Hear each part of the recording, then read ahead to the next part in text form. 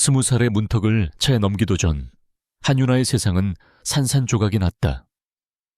불과 몇 달 전까지만 해도 그녀의 미래는 찬란하게 빛나는 듯 했다. 전국 수석을 다투는 명석한 두뇌, 원하는 대학 어디든 갈 수 있었던 성적표, 그리고 언제나 그녀를 믿고 지지해주던 따뜻한 가정이 있었다. 하지만 아버지의 사업이 하루아침에 무너져 내리면서 그 모든 것은 신기루처럼 사라졌다. 남은 것은 회색빛 절망과 감당할 수 없는 액수의 빚, 그리고 충격으로 쓰러져 병원 중환자실에 누워있는 아버지뿐이었다. 한 사람의 1년은, 아니 18살 소녀의 1년은 얼마의 가치가 있을까? 그 질문에 대한 답을 찾기도 전에 윤아는 서울의 심장부, 가장 높은 빌딩의 꼭대기층에 앉아 있었다. 거대한 통유리창 밖으로 대한민국의 모든 것을 발밑에 둔 듯한 풍경이 펼쳐졌지만 윤아의 눈에는 아무것도 들어오지 않았다. 그녀의 앞에는 값비싼 원목 테이블과 더 값비싼 슈트를 입은 한 남자가 있었다. 대한민국 재계의 신화 에이유라 그룹의 최연소 CEO 강지훈. 신문과 뉴스에서만 보던 다른 세상에 사는 것 같던 남자였다. 그는 감정 없는 눈으로 서류 뭉치를 그녀 앞으로 밀었다. 결혼해 주십시오. 1년 동안. 목소리는 얼음처럼 차가웠고 그 안에는 어떤 감정도 실려 있지 않았다. 윤아는 자신의 귀를 의심했다. 이 상황 자체가 비현실적이었다. 며칠 전 사채업자들이 병원까지 찾아와 아버지를 다른 곳으로 옮기겠다고 협박하던 아수라장을 떠올렸다. 그들을 막아선 것은 지훈이 보낸 비서였다. 그리고 오늘 그녀는 약속 장소로 나왔고 생전 처음 보는 남자의 입에서 나온 첫 마디는 청혼이었다. 거래에 가까운, 아니 완벽한 거래 제안이었다. 강지훈은 이어 말했다. 그 대가로 한윤아 씨의 아버님이 남기신 모든 빚을 갚고 병원비 전액을 지원하겠습니다. 아버님이 완쾌하실 때까지 최고의 의료 환경을 보장하죠. 그의 눈빛은 흔들림이 없었다. 마치 수천억짜리 계약을 체결하는 비즈니스맨의 눈빛이었다. 그에게 18살 소녀의 인생을 사는 것은 그저 또 하나의 투자일 뿐이라는 듯이 윤아는 마른 입술을 깨물었다. 자존심이 불타는 듯한 고통을 느꼈지만 중환자실에 누워있는 아버지의 얼굴이 떠오르자 그 불길은 힘없이 사그라들었다. 왜? 저여야만 하죠. 가까스로 뱉어낸 질문에 지훈은 잠시 침묵했다. 그의 시선이 윤아의 얼굴을 천천히 훑었다. 그 시선에는 어떤 동정이나 연민도 없었다. 오직 냉정한 분석과 판단만이 느껴졌다. 필요한 조건을 모두 갖췄으니까. 나이가 어리고 가족관계가 깨끗하고 그리고 가장 중요한 건 내 통제에 둘 수 있을 만큼 절박하다는 것. 그의 말은 비수처럼 날아와 윤아의 심장에 박혔다. 그는 그녀의 모든 것을 꿰뚫어 보고 있었다. 그녀의 약점과 절망까지도 자신의 필요 조건으로 삼는 남자였다. 윤아는 더 이상 질문하지 않았다. 어떤 질문도 의미가 없음을 깨달았다. 이것은 감정의 교류가 아닌 생존을 위한 거래였다. 그녀는 떨리는 손을 뻗어 그가 내민 두꺼운 계약서를 집어들었다. 페이지마다 깨알 같은 글씨로 온갖 조항들이 적혀 있었다. 의린 한윤아는 갑인 강지훈의 아내로서 공식 석상에 동행할 의무, 언론 대응 매뉴얼 숙지 의무, 그리고 사적인 감정을 배제하고 계약 관계를 유지할 의무 등을 지닌다. 마치 잘 짜인 연극의 대본 같았다. 그녀의 역할은 강지훈의 어린 아내였다. 서명하면 계약은 즉시 효력이 발생합니다. 5분 안에 아버님의 모든 채무가 정리되고 병원 VVIP 병실로 옮겨주실 겁니다. 강지훈은 마지막 쐐기를 박았다. 5분.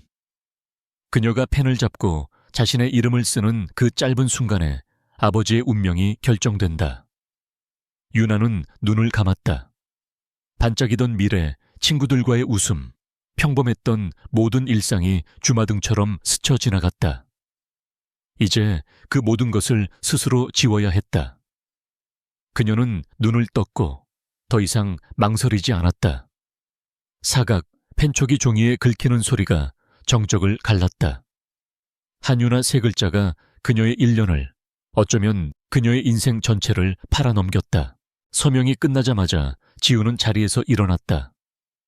그는 계약서를 확인하지도 않고 옆에 서 있던 비서에게 건넸다. 처리해. 짧은 명령과 함께 그는 유나에게 시선 한 번 주지 않고 돌아서서 자신의 집무실로 향했다. 마치 볼일이 끝난 소모품을 대하듯 거대한 사무실에 홀로 남겨진 유나의 앞으로 비서가 다가와 공손하게 고개를 숙였다. 한유나님, 지금 바로 약속된 금액이 처리되었습니다. 그리고 내일부터 지내실 곳에 대한 안내를 드리겠습니다. 유나의 손에 쥐어진 것은 따뜻한 차 한 잔과 아버지가 VVIP 병실로 옮겨졌다는 확인 메시지였다. 손안의 온기와 현실의 차가움이 극명한 대조를 이루었다. 그녀는 에이유라 그룹의 건물을 나섰다. 방금 전까지와는 모든 것이 달라져 있었다. 서울의 번화한 거리는 여전히 생기로 넘쳤지만 유나에게는 마치 소리가 제거된 흑백 영화 속 한 장면처럼 느껴졌다. 사람들의 웃음소리가 멀게만 들렸다. 그녀는 은행 앱을 열어 입금 내역을 확인했다. 상상조차 할 수 없었던 액수의 돈이 찍혀 있었다. 이 돈으로 아버지를 살릴 수 있다. 하지만 동시에 그녀는 한유나라는 자신의 이름 위에 강지훈의 아내라는 보이지 않는 족쇄가 채워졌음을 직감했다. 병원으로 향하는 택시 안에서 유나는 창밖을 바라보았다. 빠르게 스쳐 지나가는 풍경 속에서 자신의 잃어버린 미래를 보았다. 계약 기간은 1년, 365일. 그 시간이 지나면 모든 것이 원래대로 돌아갈 수 있을까? 아니, 한번 어긋난 길은 다시 제자리로 돌아오기 어렵다는 것을 그녀는 이미 알고 있었다. 그녀는 단순한 계약이라 믿고 싶었다. 감정 없는 철저한 비즈니스라고. 하지만 거래의 대상이 자신의 인생일 때 과연 완벽히 감정을 배제하는 것이 가능할지 의문이었다. 병원에 도착했을 때 아버지는 이미 1인 특실로 옮겨져 최고의 의료진에게 둘러싸여 있었다. 더 이상 사채업자들의 험악한 얼굴은 보이지 않았다. 간호사들은 이전보다 훨씬 친절했고 모든 것이 안정되어 보였다. 유나는 아버지의 앙상한 손을 잡았다. 산소호흡기에 의지해 희미한 숨을 내쉬는 아버지를 보며 그녀는 다짐했다. 괜찮아. 이걸로 된 거야. 내 1년으로 아버지를 지킬 수 있다면 그걸로 충분해. 그녀는 자신의 선택을 정당화하려 애썼다. 그러나 마음 한구석에서 피어오르는 서늘한 불안감은 떨쳐낼 수 없었다. 그날 밤 유나는 낯선 번호로 온 문자를 받았다. 내일 오전 10시, 어제 그 장소로 오십시오. KJH 강지훈이었다. 짧고 용건만 있는 문자. 내일부터 그녀의 새로운 삶이 강지훈의 아내로서의 연극이 시작되는 것이었다. 유나는 뜬 눈으로 밤을 지새웠다. 그녀가 뛰어든 세상은 어떤 곳일까? 차갑고 무자비한 남자. 강지훈의 곁에서 그녀는 과연 1년을 무사히 버텨낼 수 있을까? 어둠 속에서 유나는 자신도 모르게 주먹을 꽉 쥐었다. 도망치지 않을 것이다. 이것은 내가 선택한 길이고 내가 감당해야 할 몫이니까. 다음 날 아침 유나는 약속된 시간에 맞춰 다시 에이유레이 그룹의 펜트하우스 오피스로 향했다. 어제와는 다른 단정하지만 값비싼 옷이 그녀를 위해 준비되어 있었다. 비서는 그녀를 응접실이 아닌 강지훈의 개인 집무실로 안내했다. 어제보다 더 거대하고 위압적인 공간이었다. 강지훈은 책상에 앉아 서류를 검토하고 있었다. 유나가 들어서는 것을 알면서도 그는 한동안 시선을 떼지 않았다. 마치 그녀의 인내심을 시험하는 것 같았다. 앉으십시오. 한참 후에야 그가 입을 열었다. 유나는 맞은편 의자에 조용히 앉았다. 지우는 서류를 덮고 그녀를 정면으로 응시했다. 오늘부터 당신은 내 약혼녀가 됩니다. 일주일 후 우리는 약혼식을 올릴 거고 한 달 뒤에 결혼식을 할 겁니다. 그 전까지 당신이 해야 할 일은 내 아내 역할에 필요한 모든 것을 배우는 겁니다. 그는 테이블 위에 태블릿 PC를 유나 쪽으로 밀었다. 화면에는 디자이너, 스타일리스트, 에티켓 강사 등 수많은 전문가들의 프로필이 나열되어 있었다.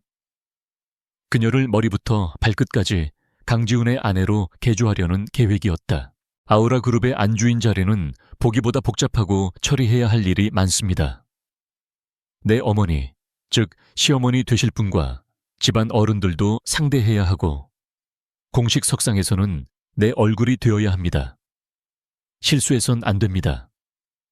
그의 말투는 여전히 비즈니스 파트너에게 업무를 지시하는 듯했다.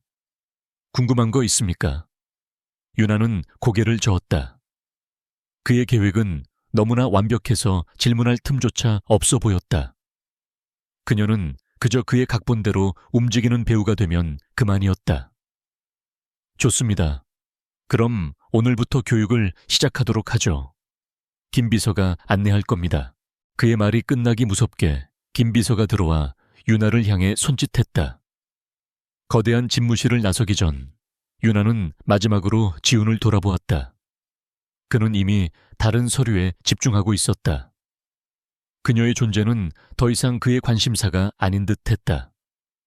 그 순간 유나는 다시 한번 깨달았다. 이 남자에게 자신은 그저 목적을 달성하기 위한 가장 효율적인 도구일 뿐이라는 것을. 그녀는 입술을 굳게 다문 채 조용히 문을 닫고 나왔다.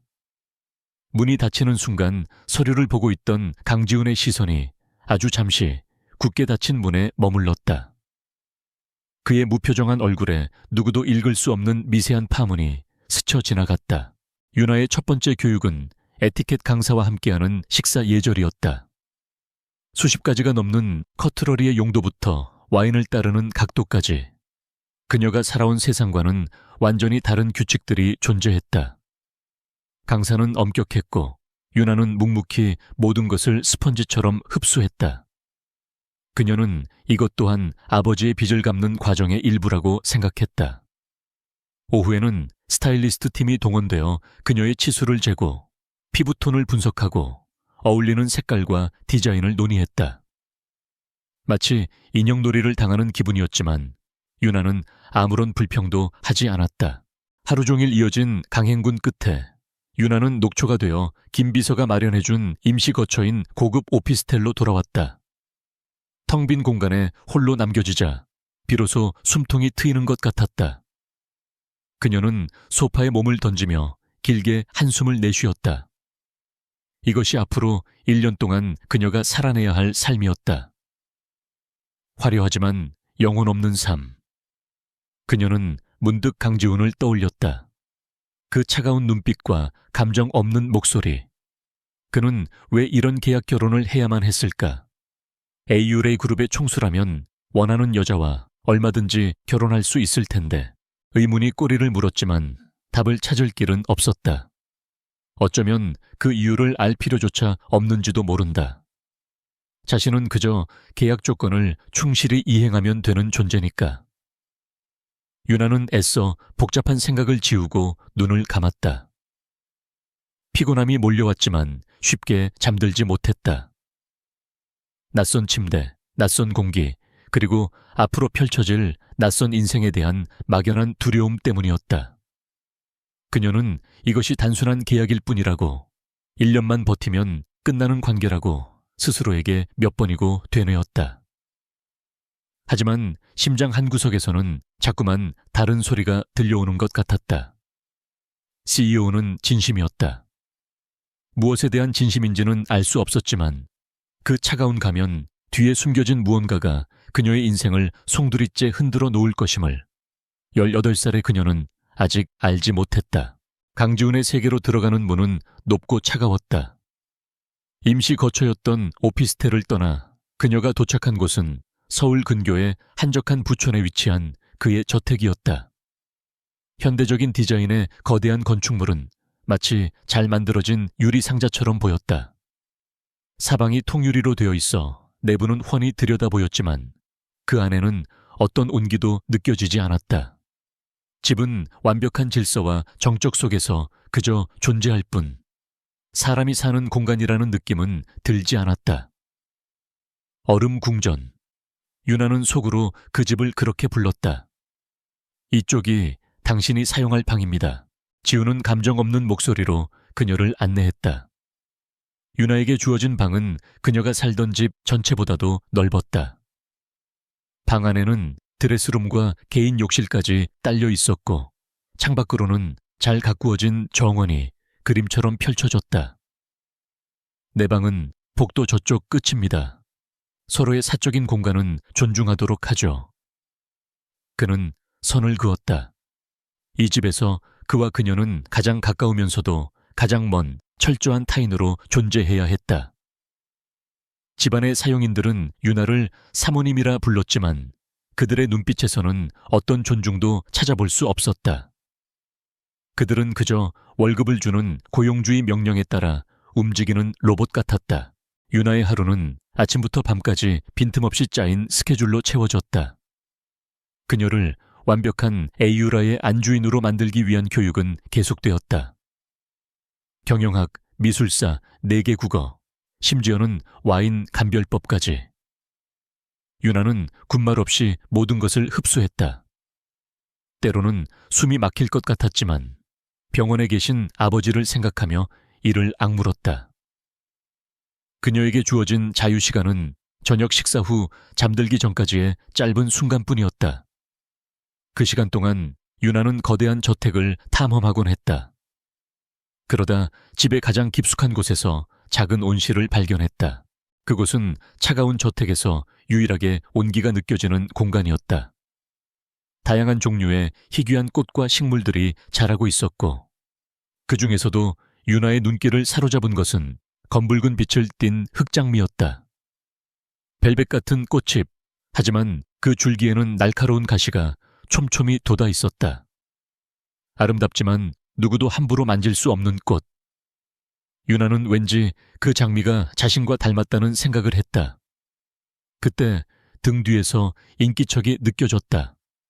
돌아보자 강지훈이 어느새 그녀의 뒤에 서 있었다. 그 꽃을 좋아하는군. 그의 목소리는 여전히 무심했지만 어딘가 평소와는 다른 느낌이었다. 가시가 많네요. 그래서 아름다운 거겠지. 짧은 대화를 끝으로 그는 다시 돌아서서 자신의 서재로 향했다. 유나는 그의 뒷모습을 잠시 바라보았다. 저 차가운 가면 뒤에는 과연 어떤 얼굴이 숨겨져 있을까? 그날 이후 온실은 유나의 유일한 비밀 아지트가 되었다. 그녀는 그곳에서 잠시나마 숨을 돌리며 날카로운 가시를 품은 장미처럼 스스로를 지켜내리라 다짐했다. 며칠 뒤 지우는 저녁 식사 자리에서 폭탄 같은 말을 던졌다. 주말에 본가에서 가족 식사가 있습니다. 약혼을 공식적으로 알리는 자리이니 준비하도록 하세요. 그의 말투는 통보에 가까웠다. 우리 집안 사람들 상대하기 쉽지 않을 겁니다. 어떤 상황에서도 약한 모습 보이지 마세요. 그것은 조언이라기보다는 경고였다. 유나는 긴장감에 마른 침을 삼켰다. 드디어 그녀의 진짜 연기가 시작될 무대, 호랑이 굴로 직접 들어가는 날이 온 것이다. 주말이 되자 유나는 전문가들의 손길로 머리부터 발끝까지 완벽하게 변신했다. 우아한 실크 원피스, 과하지 않은 보석, 단정한 올림머리. 거울 속에는 자신이 아닌 다른 사람이 서 있는 것 같았다. 지훈과 함께 도착한 강 회장의 본가는 그의 저택보다 더 크고 고풍스러웠다. 집안의 공기는 묵직한 권위와 위선으로 가득 차 있었다. 식탁에는 이미 모든 가족이 모여 앉아 그들을 기다리고 있었다. 모두의 시선이 날카로운 칼날이 되어 윤에게로 향했다. 그 중에서도 가장 적대적인 시선은 지훈의 사촌 형이자 에이유라 그룹의 전무인 강태민의 것이었다. 그는 사람 좋은 미소를 짓고 있었지만 눈은 전혀 웃고 있지 않았다. 이야, 재수 씨가 될 분이 정말 대단한 미인인데 듣던 대로 아주 어리시네. 그는 노골적으로 유나를 위아래로 훑으며 말했다. 식사 내내 그는 교묘하게 유나의 심기를 긁는 질문들을 던졌다. 유나 씨는 학교는 어디까지 마쳤지? 아, 듣자 하니 집안 사정 때문에 대학은 포기했다고. 모두가 들으라는 듯 큰 소리로 말하며 그는 유나의 아픈 곳을 정확히 찔렀다. 유나는 잠시 포크를 내려놓았다. 모두의 시선이 그녀에게 집중되었다. 지훈의 얼굴은 얼음처럼 굳어 있었지만 그는 아무 말도 하지 않았다. 어쩌면 그녀가 이 상황을 어떻게 헤쳐나가는지 시험하고 있는지도 몰랐다. 유나는 잠시 숨을 고른 뒤 부드러운 미소와 함께 입을 열었다. 네, 전무님. 아버지가 편찮으셔서 제 꿈을 잠시 접어두었을 뿐입니다. 하지만 저는 무언가를 배우는 데 있어 꼭 정규 교육 과정이 필요하다고 생각하지는 않아요. 지금도 지훈 씨 곁에서 매일 세상을 배우고 있는걸요. 그녀의 대답에 강태민의 미간이 미세하게 찌푸려졌다. 하지만 그는 포기하지 않았다. 하긴 우리 지훈이 옆자리가 최고의 학교지. 돈으로 살 수 없는 것들을 많이 배울 테니까. 유나 씨, 아우라 그룹의 안주인 자리가 얼마나 무거운 자리인지는 알고 있겠지. 그냥 옆에서 웃고만 있으면 되는 자리가 아니라고. 그는 이제 유나를 돈 때문에 결혼한 속물로 몰아가기 시작했다. 식탁의 분위기는 싸늘하게 얼어붙었다. 유나는 이번에도 당황하지 않았다. 그녀는 맑은 눈으로 태민을 똑바로 쳐다보며 말했다. 물론입니다. 무거운 책임감이 따르는 자리라는 것 잘 알고 있습니다. 그래서 저는 제가 받은 것에 상응하는 역할을 해낼 생각입니다. 제게 안주인의 역할이 단지 화려하게 치장하고 사교 파티에 나가는 것이라고 가르쳐 주신 분은 아무도 없었거든요. 저는 지훈 씨가 밖에서 마음껏 능력을 펼칠 수 있도록 든든한 울타리가 되어주는 것이 아내의 역할이라 배웠습니다. 그녀의 목소리는 차분했지만 그 안에는 단단한 심지가 박혀 있었다. 정적이 흘렀다. 아무도 예상치 못한 대답이었다. 그녀는 돈 이야기를 교묘하게 책임감과 내조라는 가치로 바꿔놓았다. 강태민은 더 이상 할 말을 찾지 못하고 입을 다물었다. 그 순간 식사 내내 침묵을 지키던 강 회장이 나지막이 입을 열었다. 지훈이 사람 보는 눈은 여전하구나. 짧은 한마디였지만 그것은 유나에 대한 인정이었다. 상황은 완벽하게 역전되었다. 모든 상황을 지켜보던 강지훈의 눈빛이 흔들렸다. 그는 늘 통제 가능하고 순종적일 것이라 생각했던 18살 소녀가 날카로운 발톱을 숨기고 있는 새끼 호랑이 같다고 생각했다. 그의 입가에 누구도 눈치채지 못할 만큼 희미한 미소가 스쳐 지나갔다. 그는 그녀가 마음에 들었다. 연민이나 동정이 아닌 한 인간으로서의 흥미와 존중이었다. 그날 밤 집으로 돌아오는 차 안은 무거운 침묵으로 가득했다. 하지만 이전의 차가운 침묵과는 그 결이 달랐다. 먼저 침묵을 깬 것은 지훈이었다. 잘했어. 그는 앞만 본 채 툭 던지듯 말했다. 유나는 놀라 그를 쳐다보았다. 그의 입에서 칭찬을 듣게 될 줄은 상상도 못했다. 짧은 한마디였지만 그 안에는 많은 의미가 담겨 있었다. 그것은 계약 파트너에 대한 격려였고 오늘 그녀가 보여준 모습에 대한 순수한 인정이었다. 유나는 아무 대답도 하지 않았지만 딱딱하게 굳어있던 마음이 조금은 부드러워지는 것을 느꼈다. 자신의 방으로 돌아온 유나는 거울 앞에 섰다. 화려한 원피스를 입고 완벽하게 세팅된 머리를 한 낯선 여자가 거울 속에 있었다. 하지만 오늘 밤 그녀는 그 모습이 더 이상 낯설게 느껴지지 않았다. 그녀는 이 얼음 궁전에서 가시 돋친 장미들 사이에서 살아남는 법을 조금은 알 것 같았다. 이것은 단순히 버텨내는 것이 아니라 싸워야 하는 전쟁이었다. 그리고 그녀는 이 전쟁에서 결코 지지 않을 것이었다. 차가운 CEO의 옆자리, 그 자리는 그녀가 자신의 능력으로 지켜내야 할 새로운 전장이었다. 강지훈의 저택, 즉 얼음 궁전에서의 생활은 점차 익숙해졌다.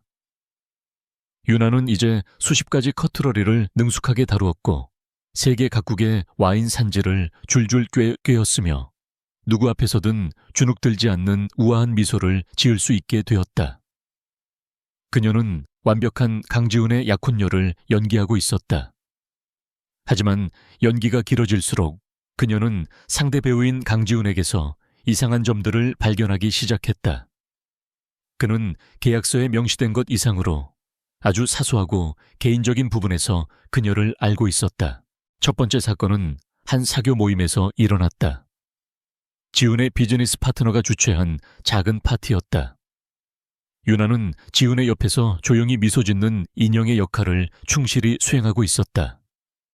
그때 몇몇 재벌가 부인들이 그녀에게 다가와 뼈있는 농담을 던졌다. 어머, 강 대표님은 정말 복도 많으셔. 이렇게 어리고 예쁜 분을 어디서 찾으셨대. 에이유라 그룹 주가가 오르는 소리가 들리네. 그들의 말 속에는 유나를 신분 상승을 위한 트로피로 보는 노골적인 시선이 담겨 있었다. 유나가 미소를 유지한 채 대답을 고르고 있을 때였다. 멀리서 다른 사람과 대화를 나누고 있던 지훈의 차가운 시선이 그쪽을 향했다. 그는 아무 말도 하지 않았다. 그저 얼음장 같은 눈으로 그 부인들을 응시했을 뿐이다. 짧은 순간이었지만 그의 눈빛을 마주한 부인들은 갑자기 입을 다물고 어색하게 자리를 피했다. 모든 것이 순식간에 일어났다. 유나는 자신을 위해 그가 나섰다는 것을 알 수 있었다. 그는 계약서에 없는 방식으로 소리 없이 그녀를 보호했다. 하지만 그 이유는 여전히 알 수 없었다. 며칠 뒤 저녁 식사 시간에 디저트로 복숭아 타르트가 나왔다. 유나는 아주 경미한 복숭아 알레르기가 있었다. 목이 살짝 가렵고 피부에 붉은 반점이 돋는 정도라 굳이 말하지 않았었다. 그녀가 포크를 들고 잠시 망설이는 순간 지훈이 무심하게 말했다. 디저트 바꿔. 이 사람 복숭아 못 먹어. 그는 유나를 쳐다보지도 않고 당연하다는 듯이 말했다. 주방장이 놀라며 사과했고 곧 다른 디저트가 나왔다. 유나는 충격에 휩싸였다. 어떻게 아셨어요? 식사가 끝난 뒤 서재로 향하는 그를 따라가며 물었다. 지훈은 걸음을 멈추고 그녀를 돌아보았다. 당신에 대한 배경조사 보고서는 아주 상세했으니까. 그 정도 정보는 기본이지. 그는 다시 아무 일 없었다는 듯이 발걸음을 옮겼다. 그의 대답은 논리적이었지만 유나는 어딘가 석연치 않음을 느꼈다. 알레르기 같은 지극히 개인적인 정보까지 파악해두고 이렇게 자연스럽게 챙겨주는 것이 과연 단순한 배경조사의 결과일까?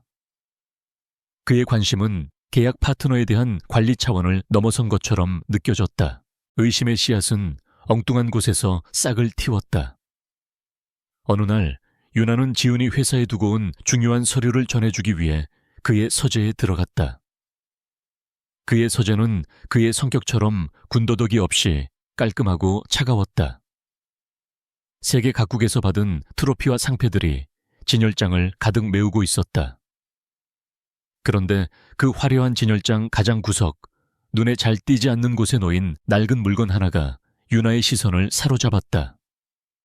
손때 묻은 작은 나무 자동차였다. 색은 바래고 군데군데 흠집도 나 있었지만 정성껏 깎아 만든 수제품임이 분명했다. 유나는 저도 모르게 그곳으로 이끌렸다. 그 나무 자동차는 너무나도 익숙했다. 어릴 적 아버지가 자신의 소꿉친구였던 한 남자아이에게 만들어주었던 장난감과 똑같이 생겼기 때문이었다.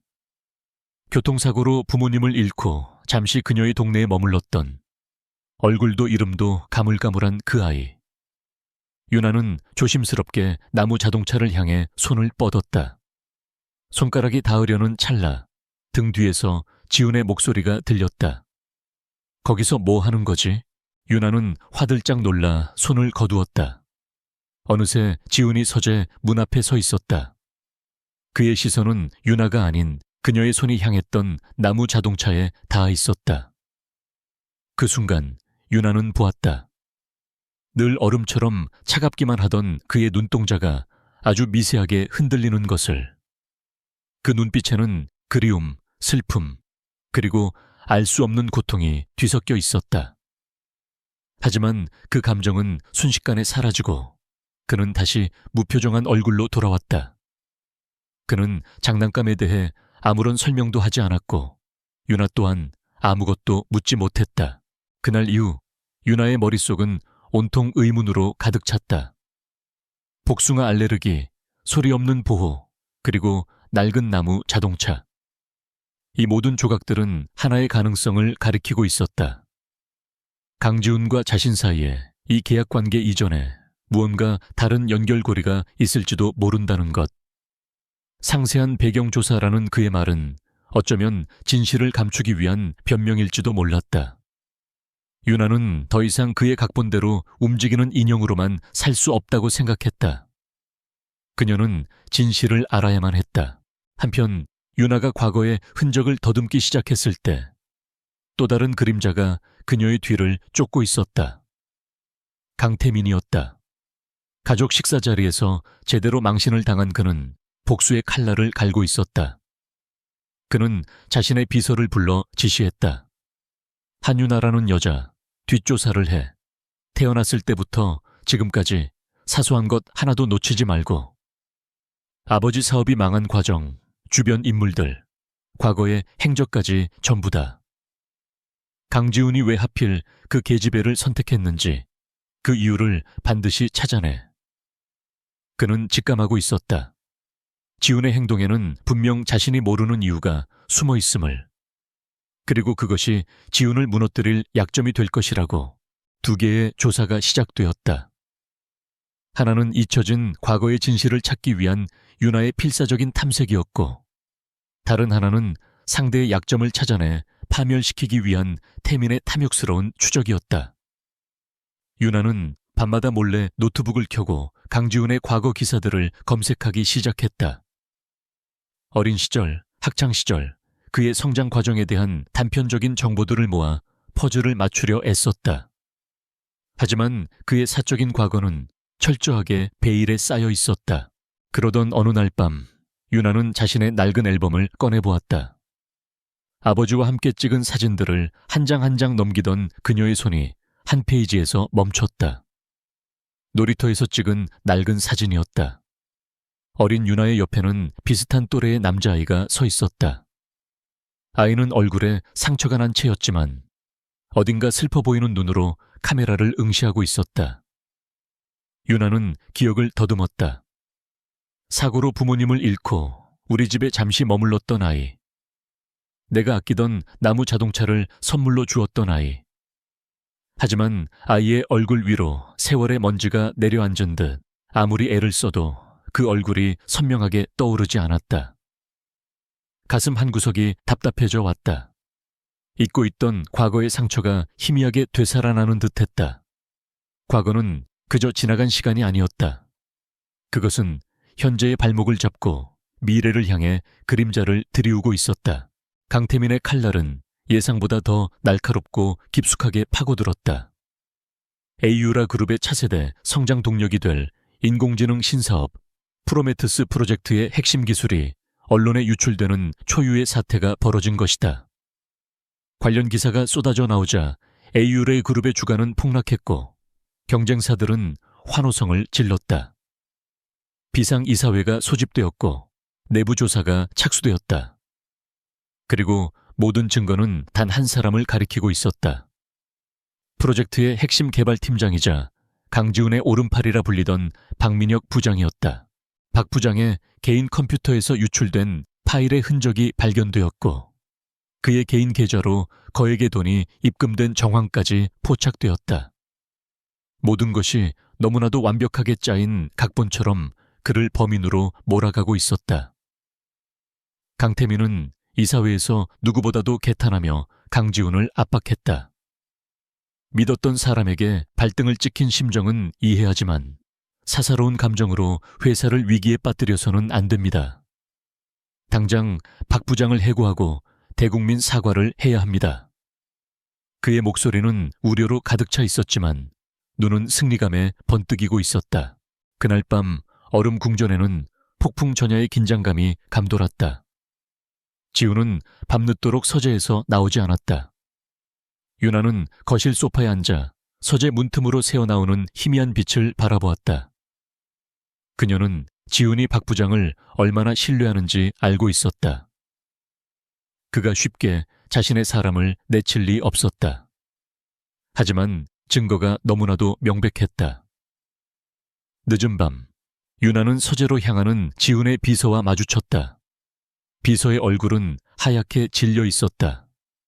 이사회가 내일 오전 10시로 앞당겨졌습니다. 박 부장님의 해임안을 처리할 거라고 합니다. 그 순간 유나는 더 이상 방관자로 남아있을 수 없다고 결심했다. 그녀는 계약서상의 아내일 뿐이지만 지난 몇 달간 지켜본 강지훈은 적어도 비겁한 사람은 아니었다. 그리고 누군가의 함정에 빠져 모든 것을 잃게 될 박 부장의 처지가 남일 같지 않았다. 그녀는 조용히 서재 문을 노크했다. 한참 만에야 들어오라는 허락이 떨어졌다. 서재 안은 담배 연기로 자욱했고 지훈은 지친 얼굴로 모니터만 응시하고 있었다. 무슨 일이지? 그의 목소리는 까칠했다. 제가 도와드릴 수 있을지도 몰라요. 유나의 말에 지훈은 어이없다는 듯 그녀를 쳐다보았다. 지금 장난할 기분 아니다. 이건 네가 끼어들 일이 아니야. 그의 반응은 예상했던 바였다. 하지만 유나는 물러서지 않았다. 저는 전국 수학 올림피아드와 데이터 과학 경진대회 수상자입니다. 제 특기는 수많은 데이터 속에서 보이지 않는 패턴을 찾아내는 거예요. 저를 믿지 못하시겠지만 지금은 지푸라기라도 잡아야 할 상황 아닌가요?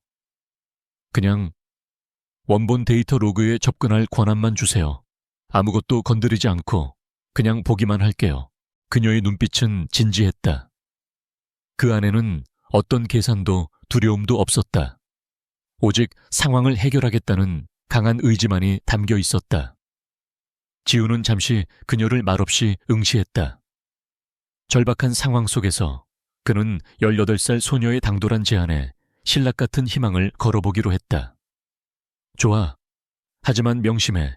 문제가 생기면 모든 책임은 내가 지는 거야. 그는 비서를 불러 유나에게 최고 수준의 접근 권한을 부여하라고 지시했다. 그때부터 유나의 전쟁이 시작되었다. 거실의 가장 큰 테이블에 노트북 여러 대를 펼쳐놓고 그녀는 AU레이 그룹의 메인 서버 로그, 이메일 기록, 내부망 트래픽 데이터 등 어마어마한 양의 정보 속으로 뛰어들었다. 까만 화면에 쉴 새 없이 올라가는 암호 같은 코드들은 다른 사람에게는 의미 없는 나열이었지만 그녀에게는 저마다의 이야기를 가진 단서들이었다. 시간은 빠르게 흘러갔다. 밤이 깊어지고 저택의 모든 불이 꺼졌지만 유나는 자리를 뜰 줄 몰랐다. 그녀는 범인이 남긴 발자국을 찾고 있었다. 박 부장의 컴퓨터에서 파일이 유출된 시간, 그의 계좌에 돈이 입금된 시간, 그리고 언론의 기사가 터진 시간. 모든 것이 아기가 딱딱 맞아떨어졌다. 범인은 매우 지능적이었고 자신의 흔적을 거의 남기지 않았다.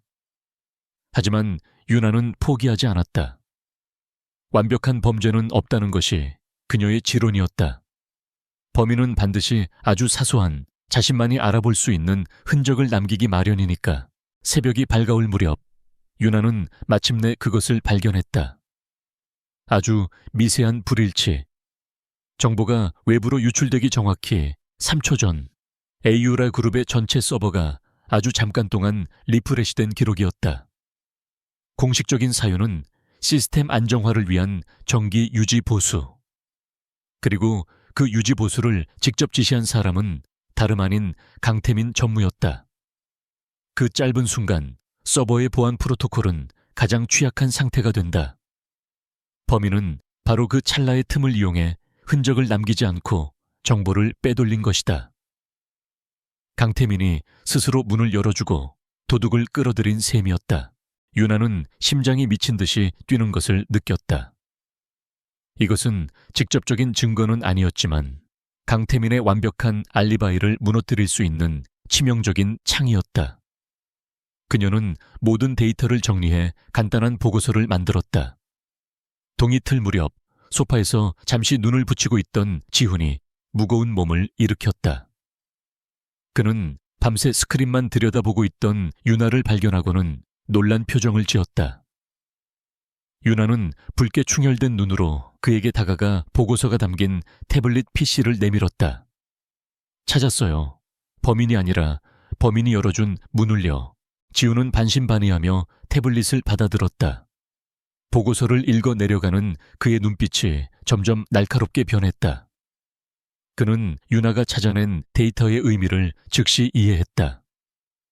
강태민, 그 교활한 족제비가 파놓은 함정의 결정적인 허점이었다. 그는 아무 말 없이 유나를 깊은 눈으로 바라보았다. 그 눈빛에는 놀라움과 이전에는 볼 수 없었던 강한 신뢰가 담겨 있었다. 여기서 기다려. 그는 짧은 한마디를 남기고 폭풍처럼 집을 나섰다. 운명의 이사회가 시작되었다. 강태민은 박 부장의 해임안을 상정하며 비통한 표정으로 연설을 하고 있었다. 모든 이사들이 그의 의견에 동조하는 분위기였다. 바로 그때 회의실 문이 열리고 강지훈이 들어섰다. 그는 의장석에 앉아 나지막이 입을 열었다. 박 부장의 해임안에 대해 논의하기 전에 어젯밤 있었던 흥미로운 사실 하나를 공유하고 싶군요. 그는 유나가 정리한 데이터를 스크린에 띄웠다. 정보가 유출되기 직전 강태민 전무의 직접 지시로 3초간의 서버 리프레시가 있었습니다. 참으로 공교로운 우연 아닙니까? 순간 회의장은 물을 끼얹은 듯 조용해졌다. 강태민의 얼굴이 하얗게 굳었다. 그는 자신이 유일하게 간과했던 그 작은 실수가 자신의 발목을 잡을 줄은 꿈에도 몰랐던 것이다. 지훈은 그를 서서히 압박했다. 전무님, 회사의 명운이 걸린 프로젝트의 정보가 유출되는 그 민감한 시기에 굳이 그 시간에 서버 유지 보수를 지시한 특별한 이유라도 있습니까? 강태민은 아무 대답도 하지 못했다. 그의 침묵은 모든 것을 말해주고 있었다. 이사회의 분위기는 순식간에 역전되었다. 그날 늦은 밤 지훈은 저택으로 돌아왔다. 박민혁 부장은 누명을 벗었고 대신 강태민이 특별 감사를 받게 되었다. 그는 거실 테이블에 엎드려 잠들어 있는 유나를 발견했다. 그녀의 곁에는 여전히 복잡한 데이터가 떠 있는 노트북이 켜져 있었다. 체스판 위에서 누구도 주목하지 않았던 가장 약한 말, 폰. 그 폰이 예상을 뛰어넘는 움직임으로 판 전체를 뒤흔들어 놓았다. 지훈은 자신의 재킷을 벗어 잠든 유나의 어깨 위에 조용히 덮어주었다. 그는 처음으로 그녀를 계약의 대상이나 지켜줘야 할 빚의 대상이 아닌 자신의 곁에 둘 만한 동등한 파트너로 바라보고 있었다. 차가운 계약으로 시작된 관계 위에 조용하고 단단한 동맹이 맺어지는 순간이었다. 프로메테우스 프로젝트 사건 이후 얼음궁전의 공기는 미묘하게 변했다. 강지훈과 한유나 두 사람 사이를 감돌던 차가운 비즈니스적 긴장감은 옅어지고 그 자리에는 조용한 신뢰와 암묵적인 동지애가 자리 잡기 시작했다. 지훈은 더 이상 유나를 일방적인 교육과 통제의 대상으로 대하지 않았다. 그는 저녁 식사 시간에 회사의 중요한 현안에 대해 그녀의 의견을 묻기 시작했고 그녀의 날카로운 분석력에 종종 감탄했다. 유나 역시 그의 결정과 행동 뒤에 숨겨진 깊은 고뇌를 이해하게 되면서 그를 단순한 계약갑 지아제티와이 아닌 거대한 제국을 짊어진 고독한 군주로 보기 시작했다. 그들의 관계는 마치 정교한 시계의 톱니바퀴처럼 맞물려 돌아갔다. 유나는 지훈이 외부의 적들과 싸우는 동안 내부의 허점을 파고드는 역할을 맡았고 지훈은 그녀가 흔들리지 않도록 든든한 방패가 되어주었다. 하지만 관계가 깊어질수록 유나의 마음속 의문은 사라지지 않고 오히려 더 커져만 갔다. 낡은 나무 자동차, 그녀의 모든 것을 꿰뚫어 보는 듯한 그의 시선, 그리고 계약서의 조항을 넘어서는 그의 보호. 이 모든 것의 근원은 여전히 안개 속에 가려져 있었다. 진실의 실마리는 아주 우연한 계기로 풀리기 시작했다. 아버지가 위독하다는 연락을 받고 병원으로 달려간 날이었다. 다행히 고비를 넘겼지만 의사는 마음의 준비가 필요할지도 모른다고 암시했다. 절망적인 마음으로 아버지의 낡은 소지품을 정리하던 유나의 손에 낡은 사진 앨범 하나가 잡혔다. 어릴 적 추억이 담긴 앨범을 한 장 한 장 넘기던 그녀의 손가락이 어느 페이지에서 멈췄다. 빛바랜 사진 속에는 젊은 시절의 아버지가 환하게 웃고 있었다. 그리고 그의 품에 안겨 있는 것은 대여섯 살쯤 되어 보이는 어린 유나였다. 그런데 그녀의 옆에는 낯선 남자아이 한 명이 나란히 서 있었다. 얼굴에는 긁힌 상처가 있었고 몹시 겁에 질린 표정이었지만 유나는 그 아이의 눈을 알아보았다. 슬픔과 경계심으로 가득 차 있으면서도 어딘가 강한 빛을 뿜어내던 그 눈빛. 서재 진열장에서 보았던 낡은 나무 자동차를 바라보던 강지훈의 눈빛과 똑같았다. 순간 유나의 머릿속에서 잊고 있던 기억의 파편들이 폭풍처럼 휘몰아쳤다. 빗길 교통사고, 부모님을 모두 잃고 피투성이가 된 채 구조되었던 아이. 아버지가 그 아이를 집으로 데려와 며칠 동안 돌봐주었던 일. 그리고 자신이 가장 아끼던 아버지가 만들어준 나무 자동차를 울고 있는 그 아이의 손에 쥐어주었던 기억까지. 모든 퍼즐 조각이 하나의 그림으로 맞춰지는 순간이었다. 지훈 씨였군요.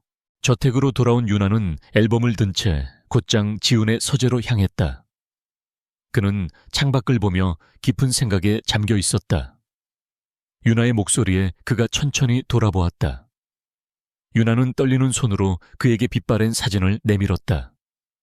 사진을 본 지훈의 얼굴에서 처음으로 모든 표정이 사라졌다.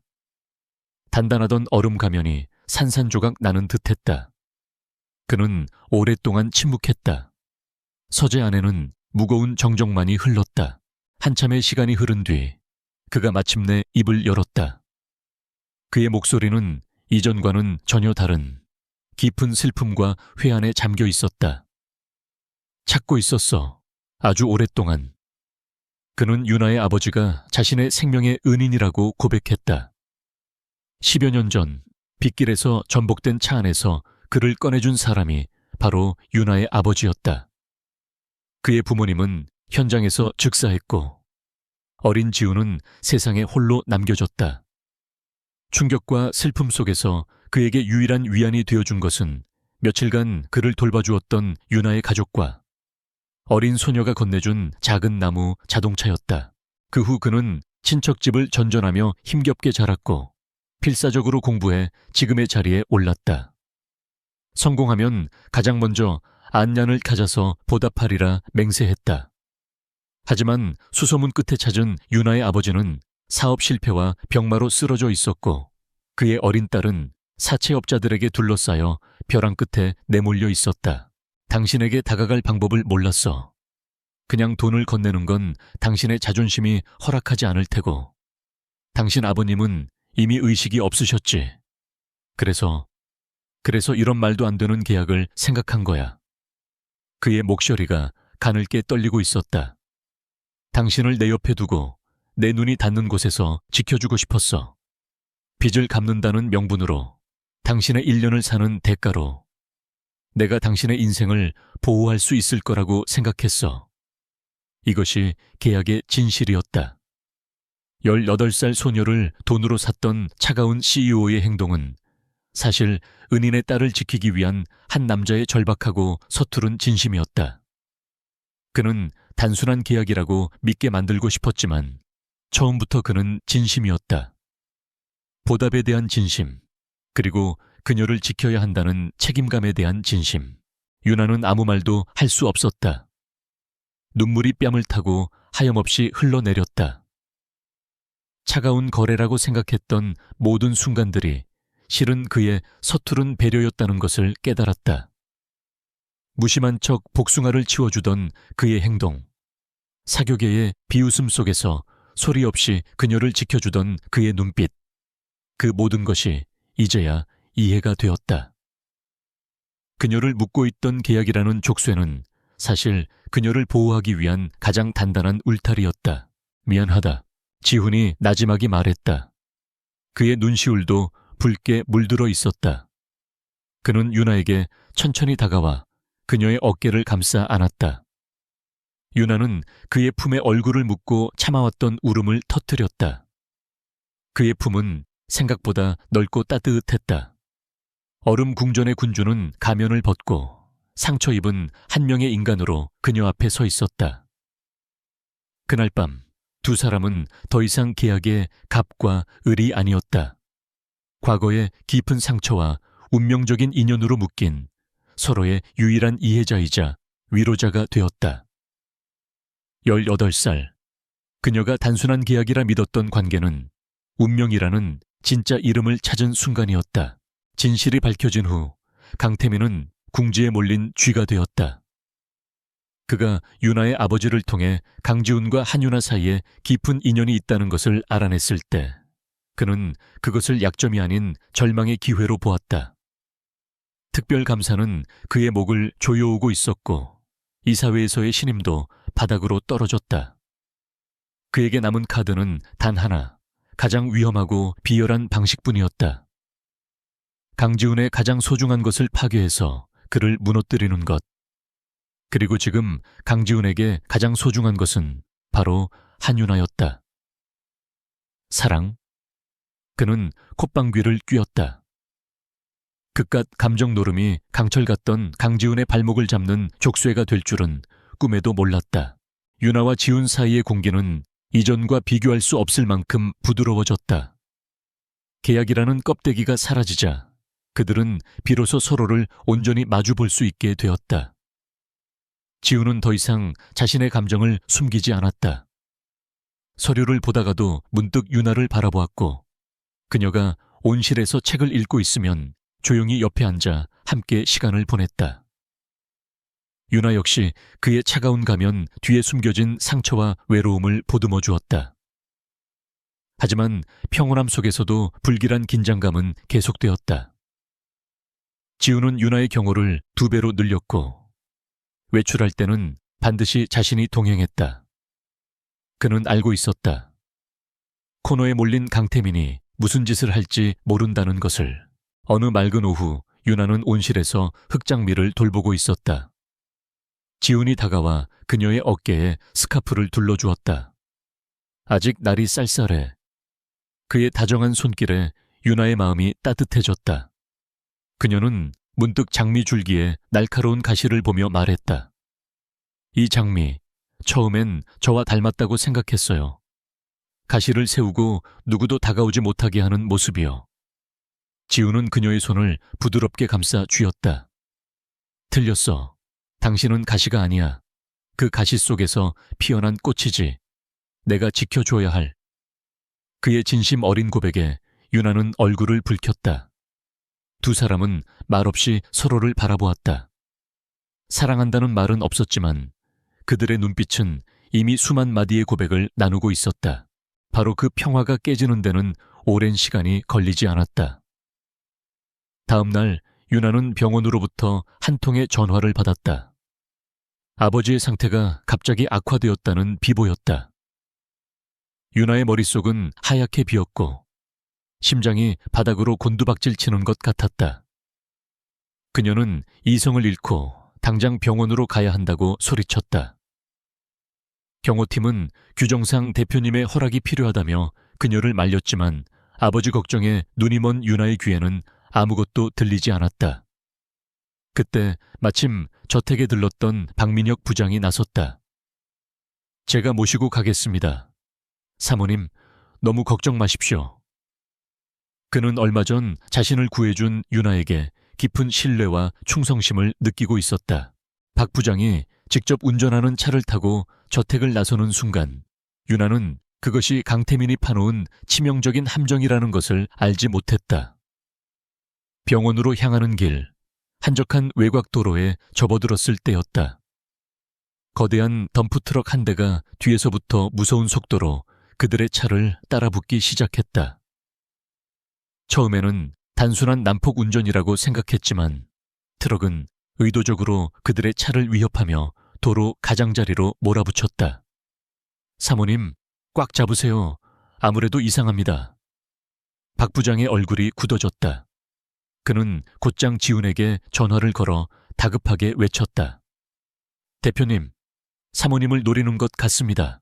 그 시각 사무실에서 보고를 받던 지훈은 박 부장의 전화를 받고 피가 얼어붙는 것 같았다. 그는 모든 것을 집어던지고 뛰쳐나갔다. 자신의 차에 올라 유나의 차에 장착된 GPS를 추적하며 미친 듯이 도로를 질주했다. 제발, 제발 무사해야 해. 그의 머릿속은 오직 그 생각뿐이었다. 도로 위에서는 필사적인 추격전이 벌어지고 있었다. 박 부장은 능숙하게 핸들을 조작하며 트럭을 따돌리려 했지만 압도적인 크기와 힘의 차이를 극복하기는 어려웠다. 결국 트럭은 그들의 차를 터널 안으로 몰아넣는 데 성공했다. 막다른 길이었다. 트럭은 속도를 높이며 그대로 차의 옆면을 들이받을 기세로 돌진했다. 유나는 눈을 질끈 감았다. 쇠가 찢어지는 굉음과 유리가 깨지는 파열음을 상상하며 죽음을 직감한 순간이었다. 바로 그때 두 가지 일이 동시에 일어났다. 터널 반대편에서 지훈의 차가 경광등처럼 헤드라이트를 번쩍이며 나타나 트럭의 앞을 막아서려 했고, 동시에 조수석에 앉아있던 박 부장이 비명 같은 소리와 함께 몸을 날려 유나를 좌석 아래로 밀어넣고 그녀의 위를 자신의 몸으로 덮었다. 쾅!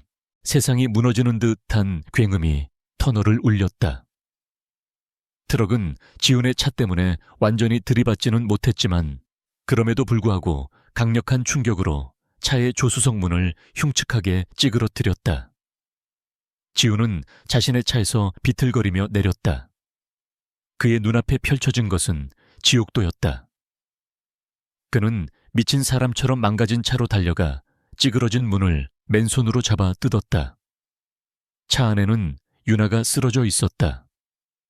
다행히 박 부장이 온몸으로 충격을 막아준 덕분에 큰 상처는 없어 보였다. 하지만 그녀를 감싸고 있던 박 부장은 머리에서 흘러내린 피로 온몸이 붉게 물든 채 의식을 잃고 있었다. 자신의 가장 충직한 부하가 자신이 사랑하는 여자를 위해 목숨을 던진 것이다. 그 끔찍한 광경은 지훈의 이성을 완전히 마비시켰다. 시간이 어떻게 흘렀는지 몰랐다. 병원 응급실의 소란스러움 속에서 지훈은 멍하니 수술실 앞을 지키고 서 있었다. 그의 손은 박 부장의 피로 흥건했다. 그는 조금 전 유나를 잃을 뻔했다. 그 생각만으로도 심장이 갈갈이 찢기는 것 같았다. 계약, 은혜, 책임감, 그 모든 것을 뛰어넘는 원초적인 공포가 그의 온몸을 지배했다. 박 부장은 다행히 목숨을 건졌지만 중태였다. 쇼크 상태에서 겨우 벗어난 유나가 복도 의자에 망연자실하게 앉아 있었다. 지훈은 그녀에게 다가갔다. 그의 얼굴은 분노와 슬픔, 그리고 안도감이 뒤섞여 알아볼 수 없을 정도였다. 그는 유나의 앞에 서서 그녀의 어깨를 붙잡았다. 그의 목소리는 물에 젖은 것처럼 거칠고 낮게 갈라져 나왔다. 계약 같은 건 이제 아무 상관없어. 그는 유나를 자신의 품으로 끌어당겨 부서질 듯이 껴안았다. 널 잃을 수는 없어. 절대로, 절대로 잃을 수 없어, 유나야. 그것은 고백이었다. 과거의 빚 때문이 아닌 한 남자가 한 여자를 향한 절박하고 처절한 사랑의 고백이었다. 죽음의 문턱, 가장 맹렬한 폭풍의 한가운데서 두 사람의 사랑은 비로소 그 무엇으로도 막을 수 없는 불길이 되어 타오르기 시작했다. 병원 중환자실 유리창 너머로 박민혁 부장이 위태롭게 생명을 이어가고 있었다. 그의 몸에 연결된 수많은 의료기기들은 강지훈과 한유나의 가슴에 날카로운 비수처럼 박혔다. 슬픔과 분노는 이제 차가운 결의로 굳어졌다. 더 이상 물러서거나 방어만 할 수는 없었다. 이것은 단순히 경영권 분쟁이 아니었다. 소중한 사람들의 목숨이 걸린 모든 것을 걸어야 하는 전쟁이었다. 지우는 의식을 찾지 못하는 박 부장을 보며 나지막이 읊조렸다. 이제 전부 끝내야겠어. 그의 옆에 선 윤아가 조용히 고개를 끄덕였다. 그녀의 눈빛은 그 어느 때보다 단단했다. 함께 할게요. 시작도 그랬던 것처럼 끝도 함께해요.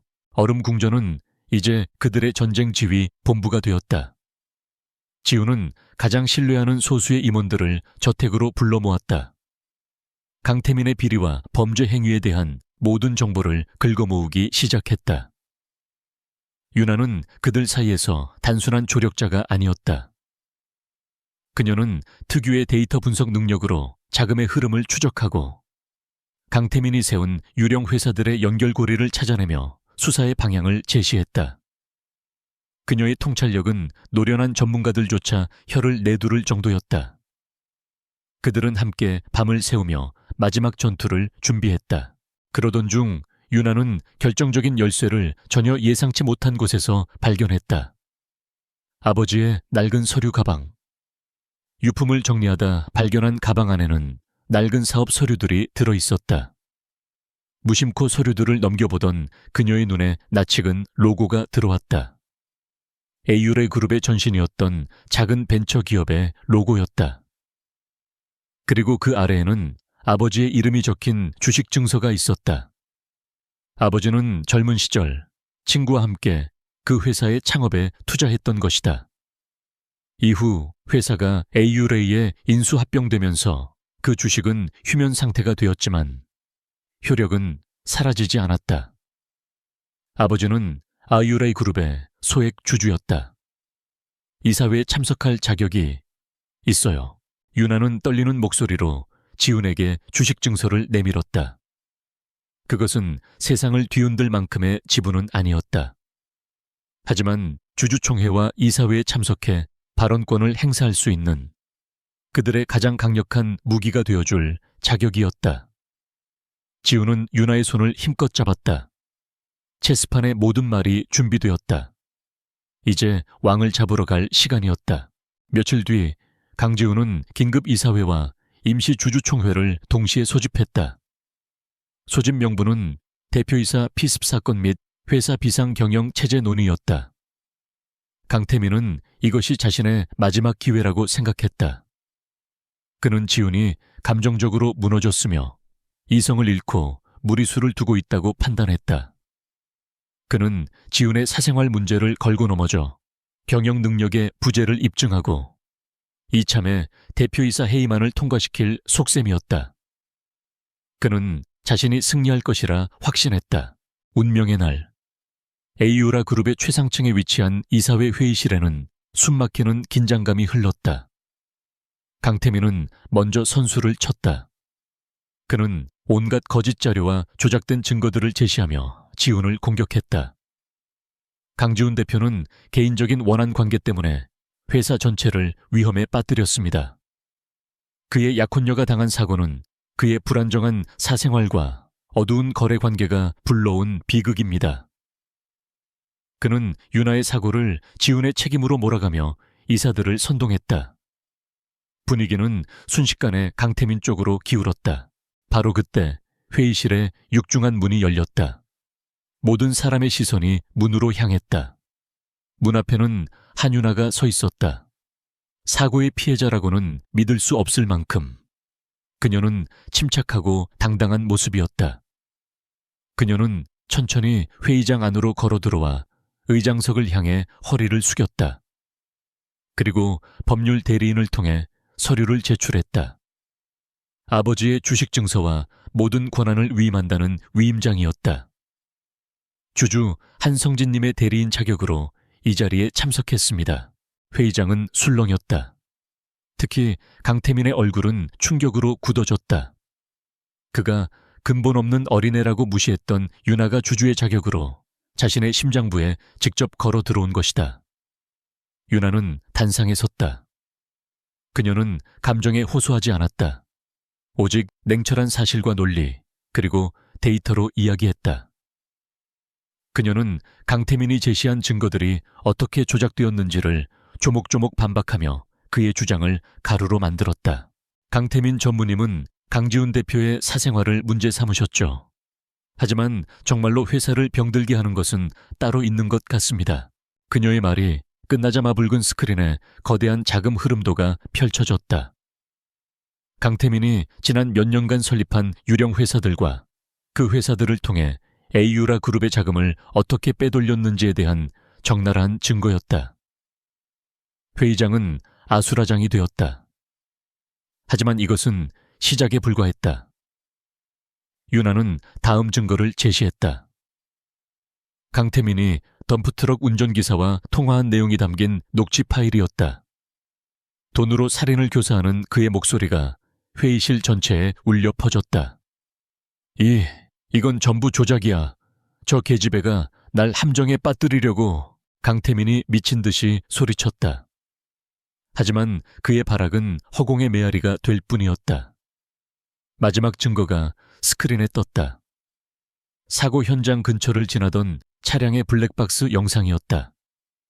영상 속에는 덤프트럭 운전기사가 누군가에게 전화를 거는 모습이 똑똑히 찍혀 있었고, 국립과학수사연구원의 음성 분석 결과 녹취 파일의 목소리는 강태민의 것과 100% 일치한다는 감정서가 함께 제시되었다. 체크메이트, 완벽한 외통수였다. 강태민의 얼굴에서 모든 핏기가 사라졌다. 그의 탐욕스러운 제국이 불과 몇 분 만에 먼지처럼 허물어지고 있었다. 그 순간 회의실 문이 다시 열리고 검사와 수사관들이 들이닥쳤다. 모든 것은 지훈과 윤아가 짜놓은 완벽한 각본이었다. 수사관들이 강태민에게 다가가 차가운 수갑을 채웠다. 수사관들에게 끌려나가던 강태민은 윤아와 지훈의 앞에서 잠시 멈췄다. 그의 눈에는 이글거리는 증오만이 남아있었다. 네오, 내년 때문에. 그가 윤아를 향해 저주를 퍼붓는 순간 지훈이 윤아의 앞을 막아서며 그의 눈을 똑바로 쳐다보았다. 아니, 네 탐욕 때문에. 지훈의 차가운 목소리가 강태민의 마지막 발악에 종지부를 찍었다. 육중한 문이 닫히고 길고 길었던 마지막 체스 게임은 막을 내렸다. 소란이 휩쓸고 간 회의실에는 지훈과 윤아 단둘만이 남았다. 지훈은 말없이 윤아의 손을 잡았다. 그녀의 손은 차갑게 떨리고 있었지만 그를 마주잡는 힘은 그 어느 때보다 강했다. 그들은 함께 이겨냈다. 잔혹한 운명의 소용돌이 속에서 서로를 지키며 마침내 승리를 쟁취한 것이다. 강태민의 몰락 이후 에이유라 그룹을 휘감았던 폭풍은 서서히 잦아들었다. 강지훈은 탁월한 위기관리 능력으로 회사를 빠르게 안정시켰고 투명한 경영을 약속하며 주주들과 직원들의 신뢰를 되찾았다. 언론은 연일 젊은 총수의 리더십을 칭찬했지만 지훈은 더 이상 혼자가 아니었다. 그의 곁에는 언제나 한윤아가 있었다. 그녀는 공식적인 직책은 없었지만 에이유라 그룹의 모든 사람이 그녀를 단순한 대표의 약혼녀 이상으로 존중했다. 그녀는 날카로운 통찰력으로 지훈에게 결정적인 조언을 해주었고 따뜻한 마음으로 상처 입은 직원들을 위로했다. 몇 주 뒤 지훈과 윤아는 나란히 병원을 찾았다. 기적적으로 의식을 회복한 박민혁 부장은 그들을 보며 환하게 웃었다. 그는 자신의 목숨을 구해준 두 사람에게 진심 어린 감사를 표하며 평생을 바쳐 충성하겠다고 맹세했다. 그의 병실을 나온 두 사람은 윤아 아버지의 병실로 향했다. 아버지는 여전히 의식이 없었지만 최고의 치료 덕분에 상태는 안정되어 있었다. 윤아는 아버지의 손을 잡고 조용히 속삭였다. 아빠, 저 이제 괜찮아요.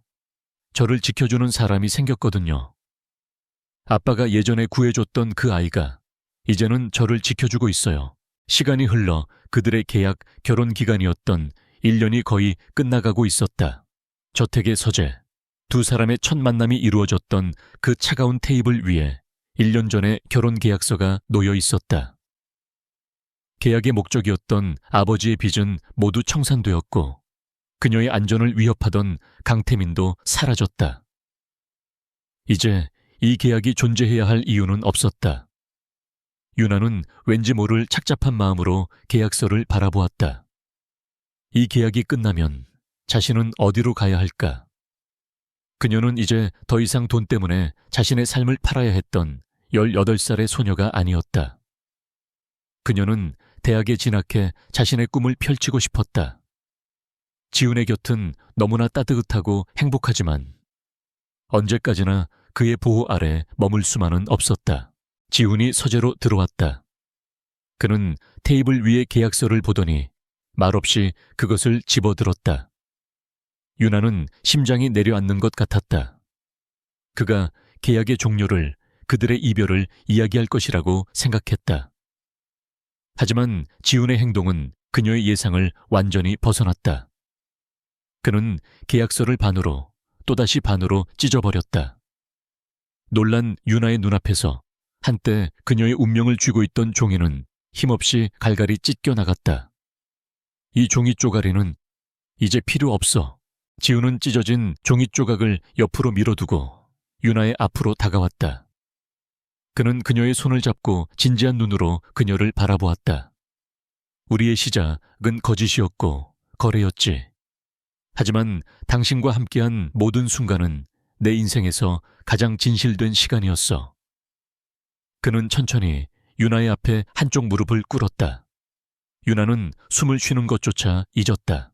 그의 손에는 계약서의 가짜 반지가 아닌 밤하늘의 별처럼 영롱하게 빛나는 진짜 다이아몬드 반지가 들려 있었다.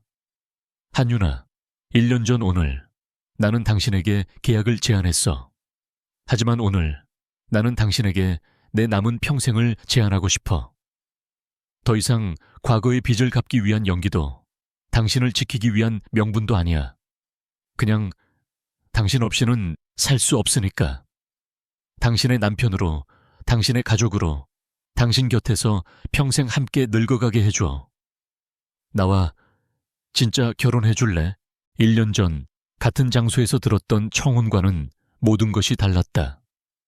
차갑고 이성적인 거래 제안이 아닌 한 남자의 모든 진심이 담긴 절박한 사랑 고백이었다. 유나의 눈에서 뜨거운 눈물이 방울져 떨어졌다. 그녀는 울면서 웃었다. 그리고 세상에서 가장 행복한 목소리로 대답했다. 네, 좋아요. 당신과 진짜 결혼할게요. 지우는 그녀의 손가락에 반지를 끼워주고 그녀를 일으켜 품에 안았다. 얼음 궁전은 더 이상 차갑지 않았다. 두 사람의 사랑이 마침내 그곳을 따뜻한 보금자리로 만들었다. 5년 후 화창한 봄날의 햇살 아래 작은 정원에서 아담하지만 아름다운 결혼식이 열렸다. 수많은 비즈니스 파트너와 언론은 없었다. 오직 그들을 아끼고 사랑하는 소수의 가족과 친구들만이 모여 두 사람의 앞날을 축복했다. 기적적으로 건강을 회복한 박민혁 부장이 사회를 보았고 휠체어에 앉은 유나의 아버지가 딸의 손을 사위의 손에 건네주며 희미하게 미소 지었다. 순백의 드레스를 입은 유나와 세상 가장 행복한 미소를 띤 지우는 서로를 마주보며 영원을 약속했다. 결혼 후 유나는 단지 에이유라 그룹의 안주인으로만 남지 않았다. 그녀는 미루어왔던 대학에 진학해 수석으로 졸업했고 자신의 재능을 살려 에이유라 그룹의 신사업 전략기획팀 팀장으로 입사했다. 그녀는 더 이상 지훈의 보호를 받는 존재가 아닌 그의 가장 신뢰하는 동료이자 인생의 파트너로서 그의 옆에 섰다. 차가운 카리스마의 군주로 불리던 강지훈은 아내 앞에서는 한없이 다정한 남자가 되었고 사람들은 그의 변화를 한유나 효과라고 불렀다. 또다시 몇 년의 시간이 흐른 어느 주말 오후 지훈과 유나는 처음 만났던 저택의 온실에 있었다. 그곳은 이제 검붉은 흙장미뿐만 아니라 형형색색의 아름다운 꽃들로 가득했다. 두 사람은 벤치에 나란히 앉아 서로에게 다정하게 기대고 있었다. 그리고 그들의 앞 잔디밭에서는 네 살배기 아들과 갓돌이 지난 딸이 서로를 잡으려 아장아장 걸으며 까르르 웃고 있었다. 여보, 지안이가 또 서아 장난감 뺏었어요. 유나가 웃으며 말하자 지훈이 능숙하게 아들을 안아 올렸다. 강지한, 동생한테 양보해야지. 그는 아들을 타이르면서도 입가에 미소가 떠나지 않았다. 유나는 그 모습을 사랑스럽게 바라보았다. 18살, 절망의 끝에서 시작되었던 계약. 그녀는 그것이 자신의 인생을 앗아가는 저주일 것이라 생각했다. 하지만 그 계약은 그녀에게 세상 가장 소중한 가족을 선물해 주었다. 지우는 아들을 안은 채 유나의 곁으로 와 그녀의 이마에 입을 맞추었다. 아이들의 웃음소리와 향기로운 꽃내음, 그리고 따스한 봄 햇살이 그들의 가족을 부드럽게 감싸고 있었다. 사랑이 시작되는 곳, 그것은 화려한 궁전도 거대한 계약서도 아니었다. 서로의 상처를 보듬고 운명의 폭풍을 함께 헤쳐나온 바로 지금 이곳이었다.